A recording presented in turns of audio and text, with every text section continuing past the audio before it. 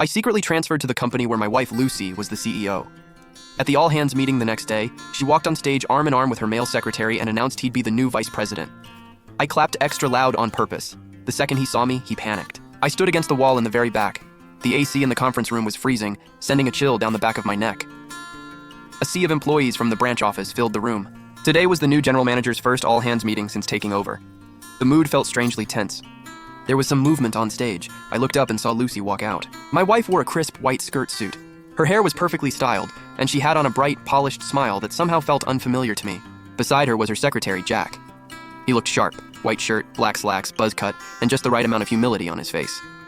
Then Lucy casually slipped her arm through Jack's. She was holding on to him. My breath caught, and my fingers dug into my palm without me realizing it. A few quiet gasps came from the crowd, followed by several quick exchanged glances. Then the room went silent again. Dead silent. Lucy stopped at the microphone. Her voice came through the speakers, crisp and confident.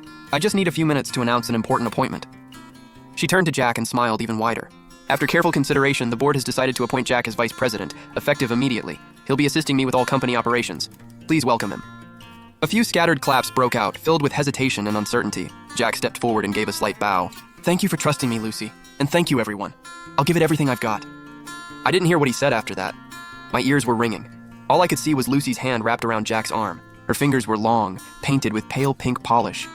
She'd shown me the color before my business trip last week and asked if it looked good. What had I said? Right. I said, "It looks great. Everything looks good on you." How ironic. A surge of anger shot up from deep inside me, leaving my throat dry. I took a deep breath. As the half-hearted applause was about to die out, I suddenly raised my hands and started clapping, hard and slow, one clap after another. In the quiet, spacious conference room, the sound from the back row was harsh and impossible to ignore. On stage, Lucy was smiling and getting ready to move on to the next item. Hearing the claps, she turned. Her eyes swept across the crowd, then locked onto me. That perfect, radiant smile cracked like fragile glass. One tiny